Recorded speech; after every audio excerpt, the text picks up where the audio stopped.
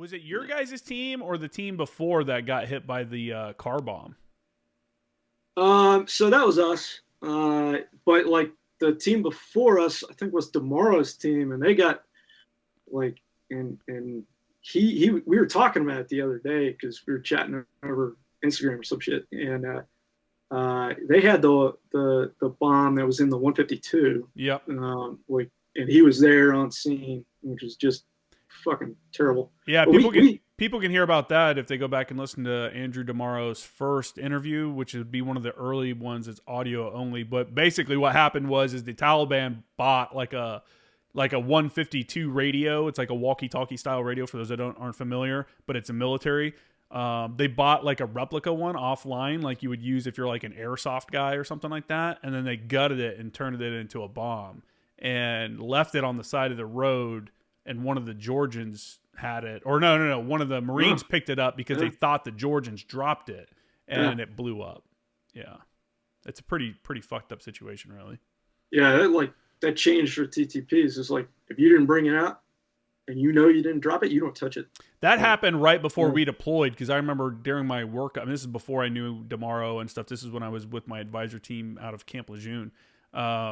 That was one of the briefings that went around. And the thing was the guy, I guess the Georgians had said they had lost a 152. So when that staff sergeant, the Marine staff sergeant, saw it, he thought that was the one that they had lost. So it wasn't like he was just randomly picking something up off the road. He thought it was a legitimate thing. And I guess it looks just like one, and brought it back into the vehicle, and then it blew up inside the vehicle. Fucking crazy, dude. Yeah, they had a weird thing going on. Like, I mean, like we were worried our guys were going to go out, our Georgians were going to go out in town and try and score heroin or opium or whatever, because theirs were, and they had a platoon commander get like his head cut off like after. Yeah. It was. I didn't know that. Yeah, like he went out trying to score some kind of opiates and ended up getting captured and then killed. But so. Who goes off base to go find some heroin or whatever, dude? That's so crazy. Yeah. All right. But that didn't happen on ours. That was the guys before us. Yeah. Like ours were just like real into IEDs. And we did have that SVBIED hit Shir Ghazi, right? And that pretty much forced us to close it up. We also had like a jingle truck blow up Orbi. And I ran that medevac, and that was a shitty day for all involved. Well, let's talk about the first one. I remember that because I was in Sangin at the time, and I heard it in Sangin. I remember we're sitting there, and we heard a whoop, and I was like, "What was that?" It was just like an explosion off in the distance. It was just like this weird like whoop, and I was like, that was crazy. And then we started hearing the reports about there being an SVBIED, and we're like, no way. Like, crazy that we heard it where we were at. So can you kind of explain, well, an SVBIED is a suicide vehicle-borne IED for those that don't know what we're talking about. Can you kind of explain if you were, I'm not sure if you were at that location or what, but what happened? I was one PB south. So I was at a Rebbe that was at Shir Ghazi, just to my north. So it was like the SALT headquarters and FIC Bravo were at Shir Ghazi. And so they had a lot more ass there.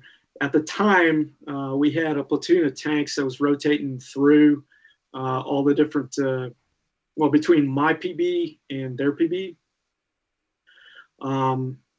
So that was a really dumb base to go after. But the SVBIED comes, puts a hole in the wall, and then like a fire team or so shooters comes in after it, trying to take out as many people as they can.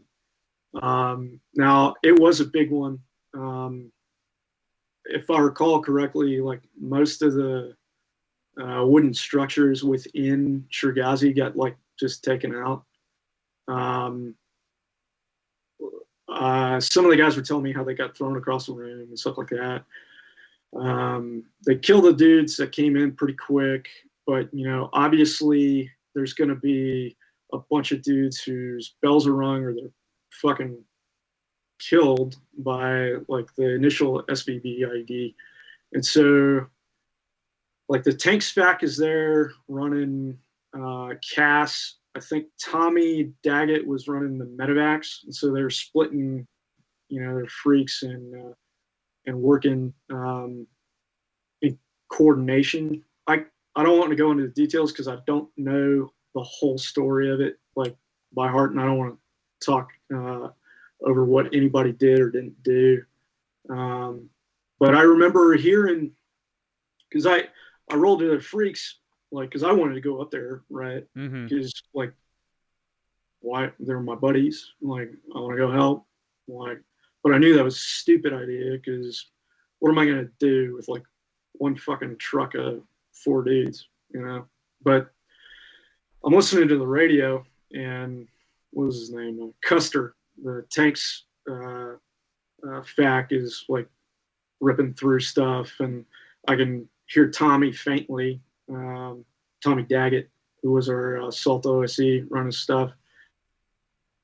And it was just, you felt, so fucking helpless. It was like, how can I pitch in for this? Well, right now, the best thing to do is be quiet and let them work,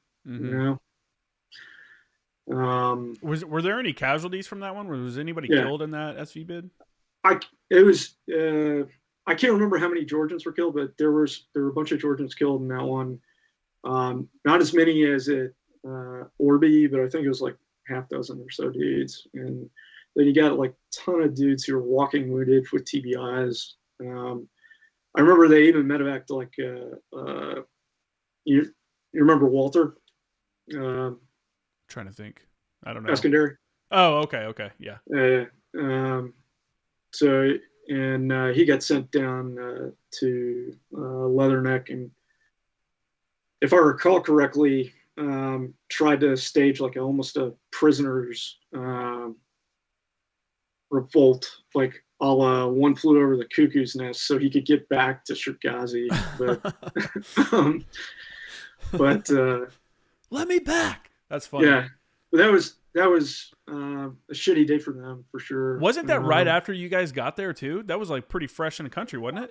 I think it was a couple months. Okay. It had to have been a couple months because like as soon as that happened, they were like, okay, we're going to collapse down to Eredvi and put the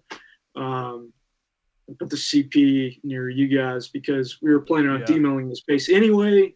Now there's got a big hole in the side, perfect opportunity to demill it. Yeah, they moved up to Shikvani, which was the big mountainside up by Sangan. No, that came down to me. Oh, well, okay, there was a Georgian liaison team up at Shikvani. Yeah, they had their own battalion going on at Shuk and a couple other spots like along the river. Shuk Vegas was somebody else. But I remember those dudes shooting at us when I was with 1-5. But, oh, really? Yeah, that's a whole nother story for another. But yeah, that was a real shitty day.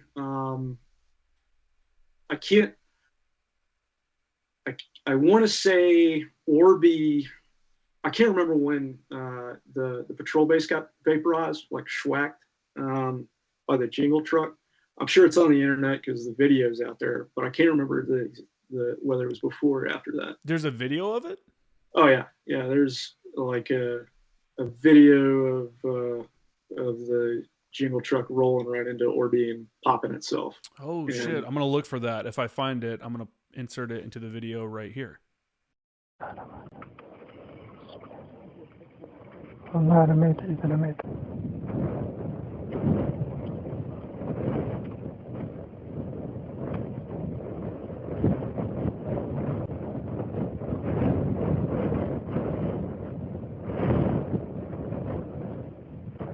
Yeah, so that was Matty Kokel's AO, and but he didn't have a secured LZ at the time, and they were taking fire at Orbi when they went to set up the security, and we supplemented them with like Merritt and a couple other dudes in our trucks, and the Georgians sent the we were, shit, what company were we?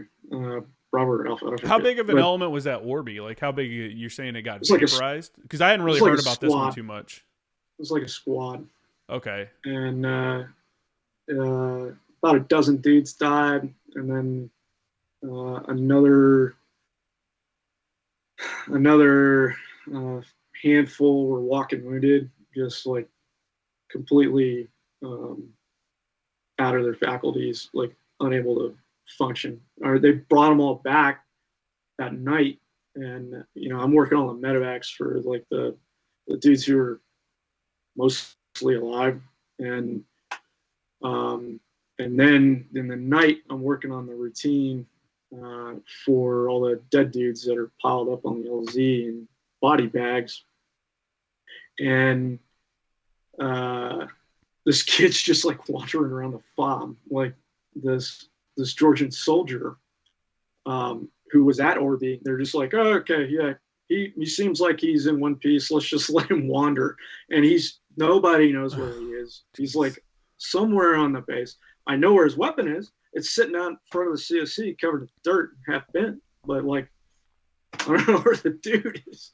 I was gonna send him back too.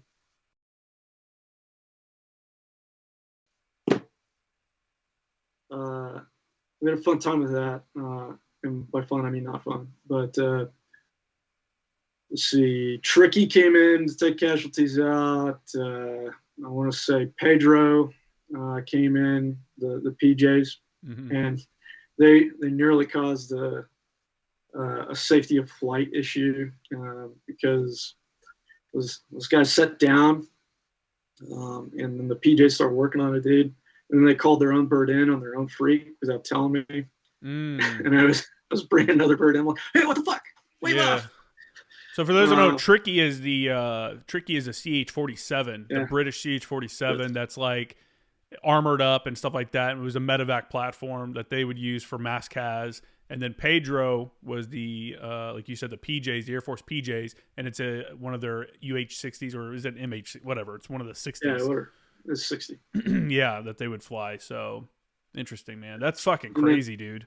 And so like Tricky got there first, and we were trying to like Merritt, I think, was running. It was either Merritt or Maddie who was running the medevac on site at Orbi, and they sat down, and then they started taking RPGs and machine gun fire, and like Merritt is like running over to the bird who they're not perceiving that there are rounds coming at him yet. He's like, get back on the bird. And we're like, what?